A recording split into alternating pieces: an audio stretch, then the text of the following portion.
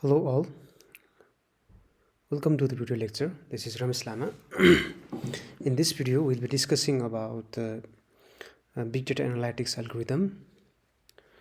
As we have already discussed that big data analytics is nothing but the science of examining raw data to reach certain conclusions, which involves examining the data to discover patterns, correlations, insight, and the trends. Like it involves examining the data sets to gain insight or the draw conclusion about what they contain, and what is the correlations and insights of the data and trends inside the data. We can using this data analytics, we can know about the future activity, or we can predict the future activity. So basically there are four types of big data analytics. One descriptive, which explains what happened, and diagnostic, why it will try to answer why did it happen, and predictive, which like what is likely to happen in the future, and prescriptive, like what is the best course of action. So for the different algorithms, uh, we will be discussing about the different algorithms in terms of the type of or type of the big data analytics. Like we will be discussing about the algorithms according to the types. Like first we will start with the descriptive analytics. Like in this topic for the algorithms, I will be discussing with the from the very basic, like from the descriptive statistics to the current state of art, machine learning and artificial technology. So we'll start with the very basics of the descriptive statistics. So we'll start with the descriptive analytics. So this descriptive analytics, it is the process of summarizing the historical data and identifying the patterns and trends. So for this analytics, basically some basic descriptive statistics, such as measure of central tendency, measure of variability, and measure of divergence from the normality, and measure of probability are used. So for descriptive analysis is done by some basic form of descriptive statistics. So for the diagnostic analysis, it is the form of analytics which examines uh, it will try to answer the question why did it happen. So we try to find out the root cause. It's a kind of root cause analysis, and it focuses on the process and the causes. So this can be done by using some kind of probability measurement, regression analysis, correlation, self-organizing maps, cluster and factor analysis, and principal component analysis, and so on. So we'll be discussing about these techniques for diagnostic analysis or diagnostic analytics. And for predictive analytics, we will be using number of algorithms like logistic regression, some Bayesian classifier, descent trees and random forest, collaborative filtering, clustering and categorization. And additionally, we will be discussing about the statistical analysis tools, such as multivariate logistic regression, Kalman filtering, and association rules, lasso and regression, and conditional random fields. And this predictive analytics, basically we use these algorithms to predict or to provide the insight into the future events, or some kind of for the predictive analytics. So these includes some such as supervised and unsupervised learning. So basically we'll be discussing about some kind of machine learning techniques and advanced statistical techniques in the predictive analytics. And for prescriptive analytics, These models determines what actions to take in the order to change the undesirable trend. So this is defined by deriving optimal planning and decisions given the predicted future and addressing questions such as what shall we do and why shall we do it. So basically these analytics, this prescriptive analytics relies on the machine learning and artificial intelligence AI based algorithms. So we will be discussing about some machine learning techniques for prescriptive analytics. So we will begin the different analytics techniques from the descriptive analytics. So before we go with the descriptive analytics, let us see some type of data from the statistical perspective. And there are basically three types of data, which is categorical, ordinal, and interval. This categorical data, or its variable, sometimes also known called the nominal variable. It is one that has two or more categories, but there is no intrinsic ordering to the categories. So it is just the categories without any ordering. Like if we can see some example such as two categories for like male and female. Here we don't see any kind of ordering, just it represents the categories. Or we can see the color of hair, like blonde, brown, brunette, red, and so on. Here also we don't see any kind of categories. So a purely categorical variable is one that simply allows us to assign categories, but we cannot clearly order this variable. And if the variable has clear ordering, then that will be the ordinal variable.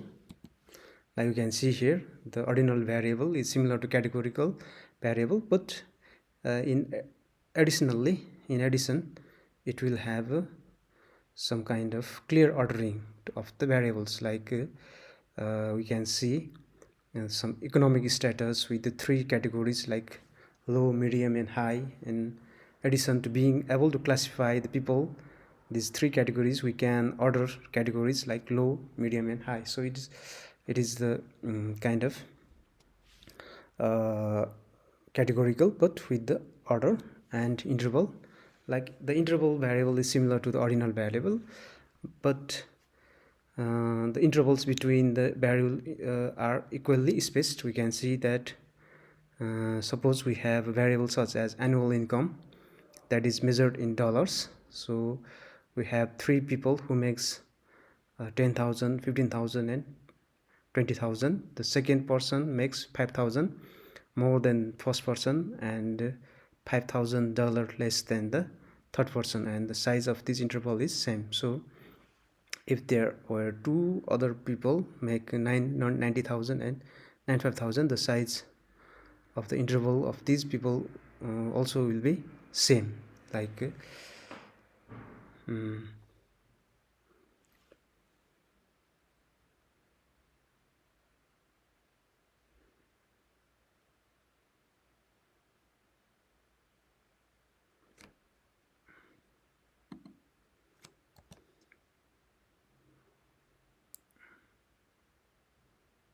like here the 9,000 and the 9,500, the size of the interval would be same. And descriptive analytics, in descriptive statistics, so let us start our topic such as of descriptive statistics.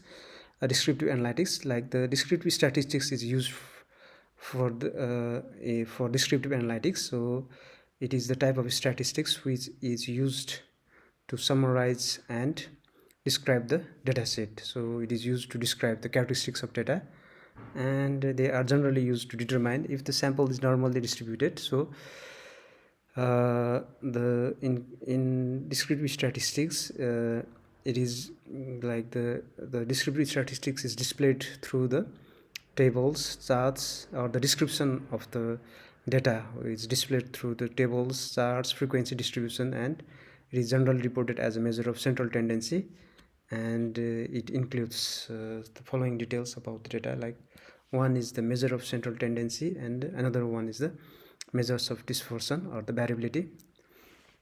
So let us see the measure of central tendency. Like it's a one of the number of summary, one, like it is a number, one number summary of the data that typically describes the center of the data. So this one number summary, like there are three types.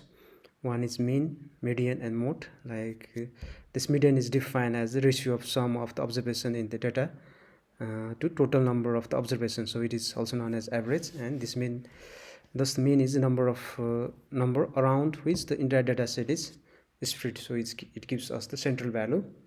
And the median is the point which divides the entire data set in two equal halves. One half of the data is less than the median and other half is greater than the same. And the median is calculated by first arranging the data either in ascending or descending order, and then we just find the middle point. So mode is the another number which has maximum frequency in the entire data set, or in other words, mode is number that appears maximum number of times. So the data that can have more than one or more mode, more than one mode, and if there is only one number that appears maximum number of the times, then that has the one mode and it's the unimodal. And if there are two numbers that appear maximum number of times, the data has two modes, or the bimodal. And if there are more than two appear maximum number of times, then the data has more than two modes, and it is also called the multimodal. So it is just the basics about the measure of central tendency, like. And the measure of dispersion or the variability, it describes the spread of the data around the central value, or it is or the measure of central tendency. So the first one is the absolute deviation from mean, and also called the mean absolute deviation. It also describes the variation of data set, and it tells the average absolute distance of each data point in the set, and we calculate it with this expression. Here what we can see is, first we estimate the mean of the data set or the population, and we take the difference of each of the mean from each data point in the data set, and then we take the absolute value and then we sum it and take the average of that difference. So basically it gives us the variation of data set. And another one is the variance. It is the measures how far a data point is spread out from the mean, and it's also same as the mean absolute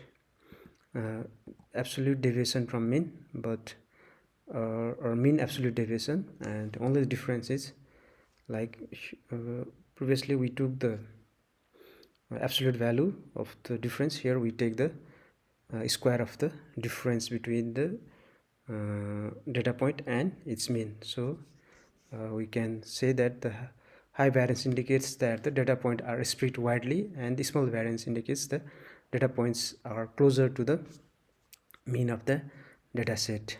So standard deviation is nothing but it's the square root of variance, and we call it as a standard deviation, and it is estimated from the variance, just we take the square root of the variance. So another one is the skewness, and this also, it measures the asymmetry of the probability, which is like we measure, but we will discuss about the skewness and the kurtosis after we discuss about the probability and probability distribution functions, probability distribution and and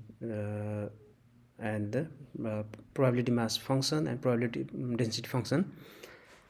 Basically, talking about the probability, it is the branch of mathematics concerning the numerical description or the measure of how likely an event will occur, or how likely is the proposition is true.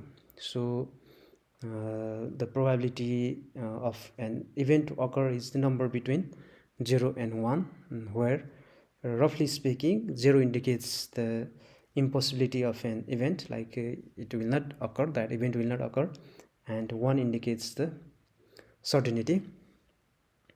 And like here, probabilities of all outcomes are always sum to 1, and probability px, like a particular value of probability px denotes a particular value x occur by the probability px. And for example, like flipping an unbiased coin. Suppose if we flip an unbiased coin and we get two possible outcomes, like it may either we will the outcome maybe will either head or it will be tail, and each probability has one outcome, like the outcome may be 1, or the outcome may be head or outcome may be tail. So each has a probability of 1 by 2 or 0.5, or probability of head is maybe the probability of head is 1 by 2, and the probability of tail is also 1 by 2. So, and if we sum all these two, it will give us the sum will be 1. Similarly, rolling a fair die, we get 6 possible outcomes, and the probability of each outcome will be 1 by 6, and total, if we sum all, it will give us the if we sum all the probabilities, then the sum will be 1. So basically this probability gives us the like it is it will tell us how likely an event will occur. So basic terminology, well, let's understand the terminologies that are related to the probability, and 3 terminologies that we often come across when we talk about the probability. Like we have the some non-random experiment, like basically the process, suppose if we are rolling a fair 6 die, and we perform some kind of experiment, and this experiment is nothing but rolling a die. Like what we do is we roll a die, and in experiment, it is basically a process or experiment for which the outcome cannot be predicted with the certainties. Like when we roll a die, the we don't know, or we cannot predict with the certainty, like the output of the outcomes cannot predict certainty, and this is the called the experiment. Like in our case, rolling a die is an experiment, and sample space, the sample space is the entire possible set of the outcomes of an random experiment. It is called the sample space of the experiment here. Sample space, all the possible outcomes of the rolling fair 6-sided die, and it may be 1, 2, 3, 4, 5 and 6, and event is a subset of the sample space, and it is one or more outcome from our experiment. And let's talk about the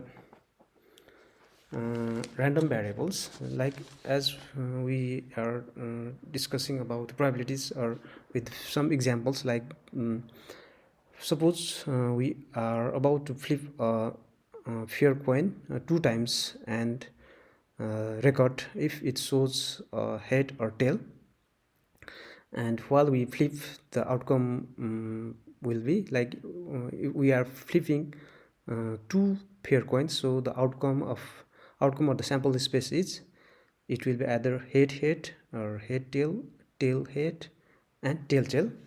So there are 4 possible outcomes, and each of the outcome is equally likely. Likewise, if we have 3 times, like if we are flipping 3 times, then there are 8 possible outcomes, and if we are flipping 10 times, then there will be 1024 possible outcomes. So instead of considering all the possible outcomes, like we can here, like for this experiment, or instead of considering all the possible outcomes, what we can do is we can consider assigning the variable x to the number of heads in the n flip of a fair coin.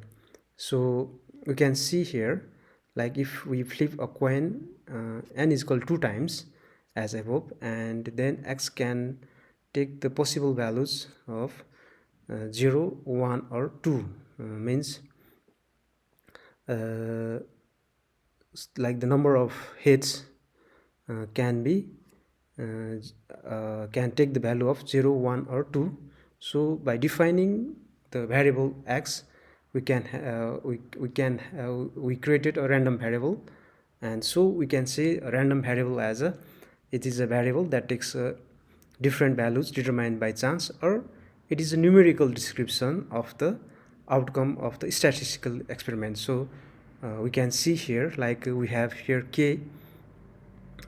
K is a numerical description of the outcome of the statistical experiment, or it is the random variable, and there are mainly, and it also gives the probability. And pk, like here we have got the random variable k. This k is nothing but the numerical description of the outcome of the statistical experiment, and pk is the probability of the possible value of the k. So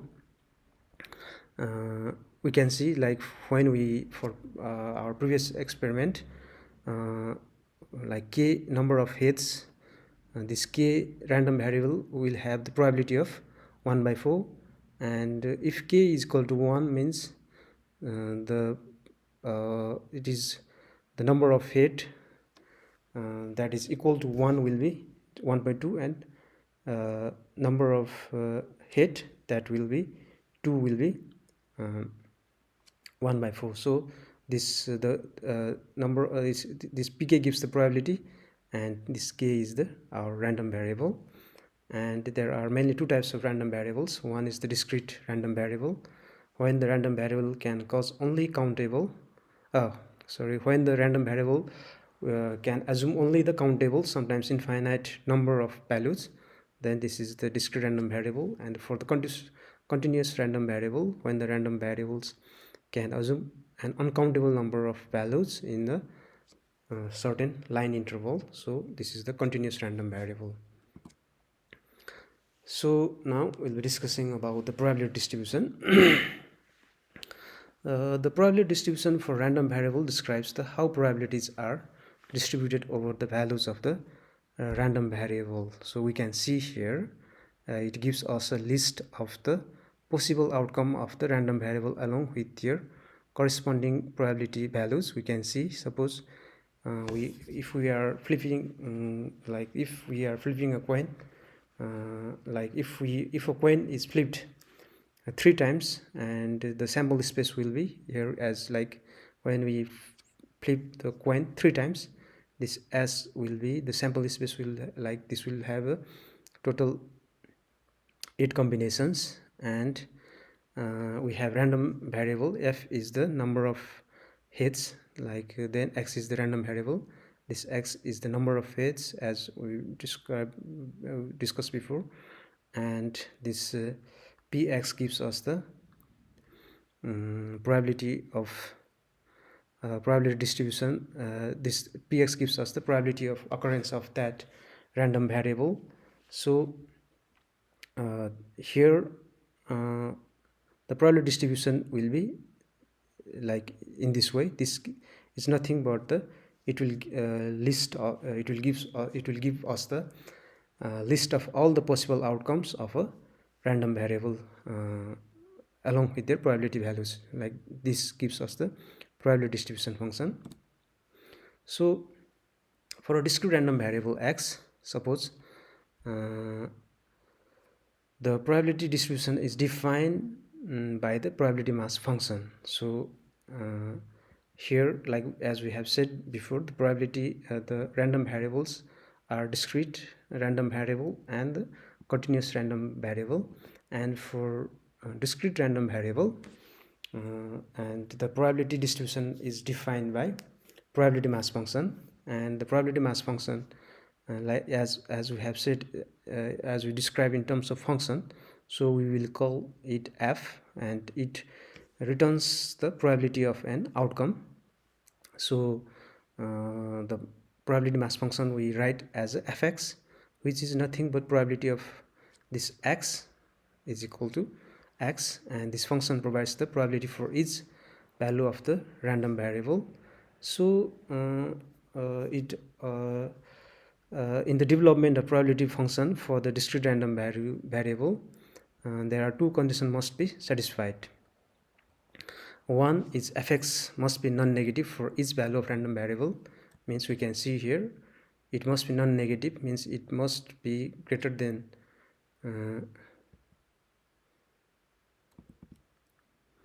it must be greater than or equal to 0 and less than or equal to 1. Fx, or the probability value, it lies between 0 and 1. And another condition is the sum of probabilities for each value of random variable must be equal to 1. Like as we take the summation of all the value of the the probabilities of all the random values, all the random variables, this fx, then as we take the summation of all these probabilities